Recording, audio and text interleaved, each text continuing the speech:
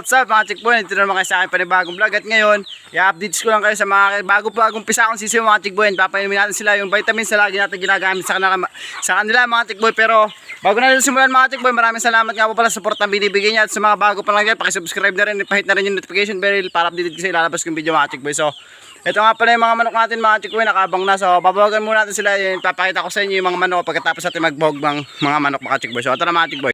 Ito na mga chick boy, yung babawag natin, yung ating mixed feeds na crumble feeds, tapos leftover na kanin, tapos sapal ng niyog mga chick boy. So bawagin na natin mga manok natin at mga gutom na mga chick boy. So tara, yung ibibigay nga pala natin vitamins mga chick boy is yung lagi natin binibigay mga chick boy, yung electrogen mga chick boy. So yun lang yung lagi naman natin ginagamit once na napipisahan tayo ng mga sisiw. Kaya for updates lang talaga ito mga chick boy. Kung syempre kung bago ka pa sa video na to, pwede nyo rin gamitin. Kung hindi nyo napapanood yung mga recent video ko, pwede nyo kaya itong gagawin kong vitamins mga chick boy. So ito nga pala yung mga manok natin mga chick boy, medyo marami na rin, then talagang matatakaw na sila kumain.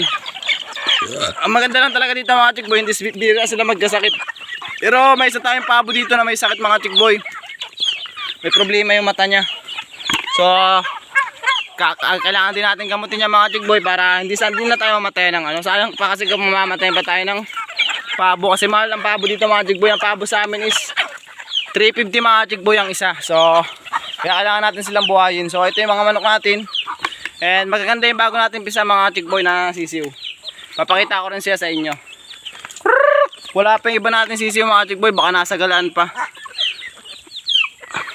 Ganito lang yung laging routine na ginagawa ko mga chick boy bago tayo magpainom ng mga bago natin pisang manok. So makikita nyo naman yung mga manok natin ay magaganda talaga mga chick boy. So kailangan nyo na talaga mag-focus dito sa mga dapat gusto nyo ginagawa nyo mga chick boy para hindi kayo nahihirapan. Siyempre kapag gusto nyo, hindi nyo mararamdaman yung pagod at hirap mga chick boy. Ang mararamdaman nyo is yung saya, kasi unti-unti na dumadami yung mga manok mga chick boy. Maganda tong business mga chick boy, native. So sa lahat na magbabalak, pwede nyo itong gamitin na panimula yung native din. Saka nyo na lang i-upgrade kapag talagang marami na yung kilala na yung manok nyo, kasi kailangan talaga na mag-upgrade ng manok mga chick boy. Katulad dito mga chick boy, upgraded na tong isang manok na mga chick boy sa kaber. Yan, 4 months pa lang yan. Then malaki na yung kakalabasan natin mga sisiw ngayon mga chick boy, dahil upgraded na yung ating mga dumalaga mga chick boy. So kailangan mga chick boy, kailangan pagpapasok kayo sa ganito is kailangan yung harapin yung mga pagsubok na dadaan. Take a risk ba? Sabi nga nila, lagay na lagi kong sinasabi, take a risk mga chick boy. Walang mararating kapag susukaan mo agad yung problema mo o yung mga pagsubok na dumadating sa iyo mga chick boy. Kaya mas maganda na salubungin mo yung problema mga chick boy, harapin mo, huwag mong takasan. So yun lang mga chick boy, papakita ko sa inyo yung pinapainom nating manok at napakaganda. Then baka sa isang araw mapisaan na rin yung isa nating manok. Ayun yung bago natin, yung sisiw natin na minsan mga chick boy oh. Bali 10 yan mga chick boy, and maliligsin na sila mga chick boy. So bawagan na natin muna yung mga sisiw na sinasabi ko. Oh! So ayun mga chick boy, kitang-kita nyo naman talaga, napakadami ng mga manok natin mga chick boy. Yan. Then nagbibinta na tayo mga October mga chick boy, mapabinta na tayo. Ayun mga manok natin mga chick boy, kitang-kita nyo naman. Ito yung sinasabi kong upgraded. Yan, 1 kilo na yung mahigit mga chick boy, 4 months. So tara, punta natin yung ating manok na sinasabi. So ito mga chick boy, sinasabi kong bagong pisa natin sisiw mga chick boy. Kitang-kita nyo naman, mga day old pa lang yan, pero ang gaganda na at maliliksi talaga sila. Kasi maganda-ganda naman yung ating inahin, kasi upgraded na yung inahin natin na yan sa kaber. Tapos yung tandang natin is medyo malaki. So ayun mga chick boy, kung makikita nyo, medyo malalaki talaga sila mga chick boy. Yan yung sinasabi ko na kagandahan na upgraded na agad yung, or malaki yung gagamitin yung tandang para mas mabilis silang lumaki, maganda yung kita nyo mga chick boy. So yun lang mga chick boy, papakita ko rin sa inyo pala yung binibigay kong vitamins. Yan nga pala mga chick boy oh. Siyam yan mga chick boy. Then ito yung isa nating manok. Yan, hindi pa siya napipisa, baka sa isang araw mapipisa na ito mga chick boy, kasi ready to hatch na rin ito mga chick boy. Meron tayo ditong 12, bali tatlong itlog ng pabo mga chick boy. So magagaling ang inay natin, pero hindi muna tayo nagpaparami masyado kasi baka dumating yung panahon na tagulan mga chick boy. Kaya maintain tayo ng sakto lang yung dami ng ating mga manok mga chick boy. So Papainumin na natin sila ng sinasabi kong vitamins mga chick boy. Lagi nyo naman nakikita yung mga chick boy kung talaga nakasubscribe ka sa akin. Alam niyo kung ano yung tinuturo kong gamot mga chick boy. So papakita ko lang sa inyo, then bibigyan natin sila ng tubig mga chick boy. So ayun na mga chick boy, nabigyan na natin yung papainom natin sa kanila na ito nga palang ginagamit natin ay Electrogen mga chick boy. Ito nagko-contain na ito na napakagandang mga vitamins mga chick boy. Meron na itong calcium, potassium, calcium gluconate, sodium and magnesium na pwede pampatibay ng mga buto ng ating mga sisiw mga chick boy na hindi agad sila magkakasakit. So pwede nyo ito maggamitin and ano to, advisable and usable to sa mga farm na malaki mga chick boy. Ganito rin yung ginagamit nila.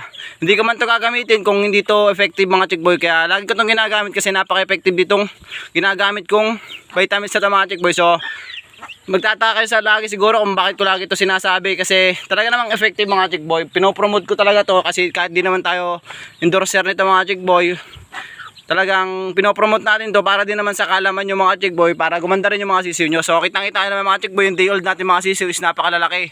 Ano yan, 1 week na ganito, sunod-sunod, maga hapon din. Kapag nag 1 week, top 1 week is ganito na, tuwing umaga na lang to, and clear water sa hapon mga chick boy, para hindi naman ma-overdose sa vitamins yung ating mga manok mga chick boy. Ganun yung prosesong ginagawa ko mga chick boy. Kung gusto niyo subukan is pwede nyo testangin, kasi ano naman siya, effective, wala naman namamatay na sisiw sa ganun. And maliban na lang kung sa panahon na pabago-bago mga chick boy, possible talaga na mamamatay kayo ng sisiw mga chick boy. So sa lahat na magbabalak ng mga chick boy, mag-search muna kayo kung ano yung mabisang vitamins, mabisang pamurga at mabisang gamot sa mga sakit na kakaharapin yung mga chick boy para sa mga manok nyo. So ganun lang naman mga chick boy yung mga way na ginagawa ko. And experience ko na yung maraming namatay ng sisiw, na maraming namatay ng manok, kasi kulang yung kaalaman ko nun mga chick boy, kasi nag-alaga lang talaga ako, din pinarami ko agad sila na pinarami, wala pa ako masyadong experience and hindi pa ako nagre-research. So nung namamatay na ako ng marami, din nalulugi na ako, nag-search ako na kung ano yung magandang dapat gawin para hindi masyadong mamatay ng manok. So ito nga mga chick boy, nag-search ako kung ano yung magandang vitamins, magandang pamurga, magandang pampabigat sa manok. So ayun, mas meron ako ng kaalaman, then yun na lagi kong ginagawa kasi effective naman mga chick boy. Nakikita ko na may kinalalabasan yung aking mga ginagawang proseso. So nakikita nyo naman na galing lang tong mga manok natin sa 8 pieces mga chick boy, then 4 months pa lang is nasa 100 plus na sila, or 80 plus ata mga chick boy. Magiging 100 plus sila kung mapipisa itong dalawa nating manok mga chick boy. So ganun lang, hindi talaga maiiwasan mga chick boy yung mamamatayan, kasi sa panahon yung biglang mamamatayan mga chick boy, natural lang yun mga chick boy. Huwag kayong panghinaan ng loob. Ang gawin nyo is solusyonan nyo kung ano yung dapat gawin doon mga chick boy. Kaya lahat ng manukan mga chick boy namamatayan yan sa hindi inaasahang panahon mga chick boy. So dapat malakas ang loob nyo, then buo yung loob nyo na tapusin tong negosyong pinasok nyo, kasi sinimulan nyo na tapusin nyo na mga chick boy. Hindi ko sinasabi na tapusin na ibenta mga chick boy. Palagayin nyo, kasi expand lang na expand. Huwag kayo magbenta ng mga dumalaga mga chick boy, kasi yung dumalaga na yun yung nagbibigay sa inyo ng sisiw na magpaparami ng inyong mga manok mga chick boy. Ang ibenta nyo lang is yung mga tandang, yung mga magkakapatid, para hindi ma-inbreed mga chick boy. Palit ng tandang kada isang taon para maganda yung iba't ibang lahi yung makukuha natin mga chick boy, din gumanda ng gumanda habang tumatagal yung mga manok natin. So ayun lang mga chick boy yung advice na binibigay ko sa inyo lagi. Be consistent silang mga chick boy. Yun yung sinasabi ko. At ayun yung mga manok natin mga chick boy, mga busog na yan, then makakain na yan ng damo mamaya, kasi yun yung lagi nilang ginagawa, routine nila yan mga chick boy. So yun lang mga chick boy, maraming salamat sa panonood nyo. Kung bago ka pa lang sa channel ko, pakisubscribe na, hit yung notification bell para updated kayo sa ilalabas yung video. Yun lang mga chick boy, sana may natutunan kayo, kasi for updates lang ito mga chick boy. Yun lang, maraming salamat, thank you.